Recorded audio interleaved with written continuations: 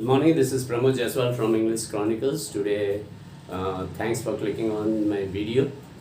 Today, I am going to teach you sentence improvement based on idioms and phrases and grammar. This is my fourth video. इसमें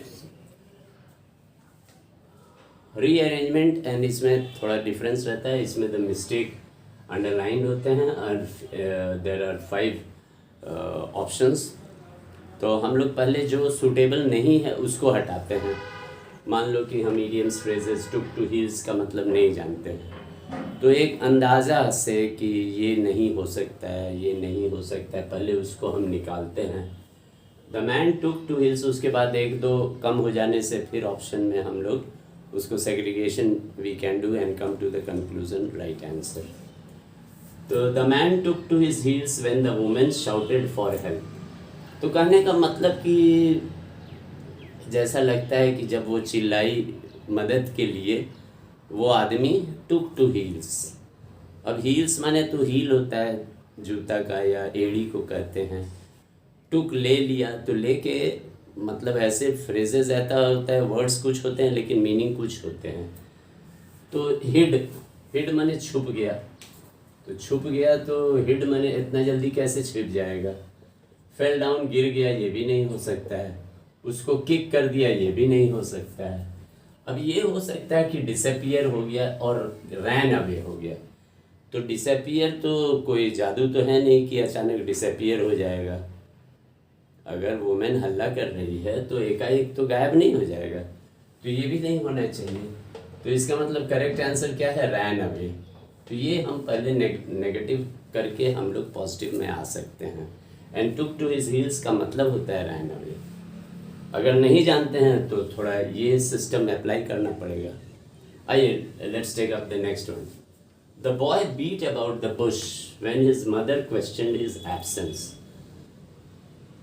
कि भाई absence माने वो गैर हाजिर था, वो नहीं था. मदर ने पूछा भाई कहाँ थे, तो वो सही जवाब नहीं दे रहा है. बीट अबाउट द बुश माने झाड़ी के इधर उधर घूम रहा है. तो झाड़ी में तो नहीं है, लेकिन उसका मीनिंग कुछ लग रहा है कि तरीके से जवाब नहीं दे रहा है. तो नहीं दे रहा है तो वॉज क्वाइट तो नहीं हो सकता है. तो हेजिटेट कर रहा है, थोड़ा हो सकता है. वॉज नॉट क्लियर, ये भी थोड़ा थोड़ा है लेकिन उतना नहीं. टोल्ड द ट्रूथ, ऐसा तो नहीं हो सकता है कि उसने सही जवाब दे दिया. अब बचता है दो, अवॉइडेड टेलिंग द ट्रूथ या हेजिटेटेड. हेजिटेट माने बोले ना बोले, कुछ बोल भी रहा है लेकिन हेजिटेट कर रहा है. तो ये ऐसी बात तो नहीं है. वो सच्चाई बताना ही नहीं चाहता है अपना एब्सेंस का, क्यों एब्सेंट से. तो इधर उधर की बातें कर रहा है लेकिन सही बात बता नहीं रहा है. तो इसको ये answer second one is correct, avoid telling the truth. उसको बीट अबाउट द बुश कहते हैं कि इधर उधर की बात करके फंसा रहे हैं लेकिन सही नहीं बता रहे हैं. अब आइए third one. When the police officer asked you your salary, you provided wrong information, haven't you. ये इस क्वेश्चन का है, कंटिन्यूएशन है. इसको हटा देंगे तो कंफ्यूजन होगा, नो इम्प्रूवमेंट. इसको यहाँ लिख देते हैं पांचवा, नो इम्प्रूवमेंट. अब ये हैवेंट यू, ये क्वेश्चन टैग से है. तो इसका रूल जो होता है, पहले रूल मैं समझा दूँ क्वेश्चन टैग में. जैसे अगर पॉजिटिव सेंटेंस होता है, जैसे he gave the correct answer, correct answer. तो गेव यहाँ वर्ब है और पॉजिटिव सेंटेंस है, पॉजिटिव सेंटेंस है. तो क्वेश्चन टैग जो होता है वो नेगेटिव होता है, नेगेटिव होगा. लेकिन कैसे, क्या लगेगा, डिडंट यू लगेगा, हैव यू नॉट लगेगा, आंट लगेगा, कि क्या लगेगा.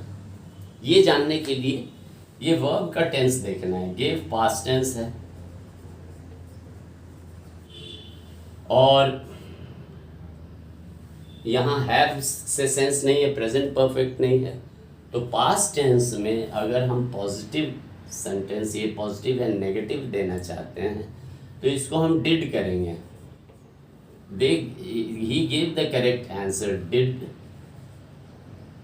Didn't you question mark. तो ये डिड। अगर ये प्रेजेंट रहता है तो डज होता है। अगर ये हैव में रहता है, जैसा टेंस रहेगा वैसा यहाँ पर आंसर है। जैसे he has given the correct answer, तो हैजंट ही, हैज अगर रहता तो हैजंट ही। और दे हैव अगर हैव रहता, दे हैव, तो हैवेंट ही, हैवेंट दे, हैवेंट दे, ऐसे हो जाता। तो इसी से he is a genius, isn't he? He is a genius, isn't he? ये माने जो यहाँ वर्ब है उसी से रिलेटेड ये क्वेश्चन टैग होता है। तो आइए देखते हैं कि यहाँ अभी हमने जैसा बताया कि वर्ब क्या है, asked. The police officer asked you your salary. तो आस्क्ड है पास्ट टेंस, तो हैव नहीं होगा, आर भी नहीं होगा, डोंट डू प्रेजेंट टेंस है, ये भी नहीं होगा, नो इम्प्रूवमेंट तो खैर ये गलत है, चूंकि हैव यहाँ दिया हुआ है तो ये गलत है। तो आस्क्ड अब ये पास्ट टेंस है, जैसा कि हमने बताया sentence is positive so negative होगा, तो this one is the correct answer. ये फंडा इसका क्वेश्चन टैग का ऐसे है। अब आइए लास्ट वन,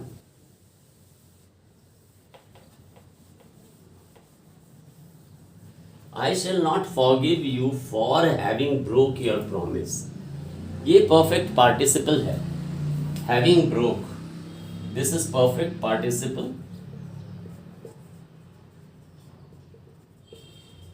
उसमें having प्लस V3 लगता है। I shall not forgive you for having broken, तो ये V3 होना चाहिए।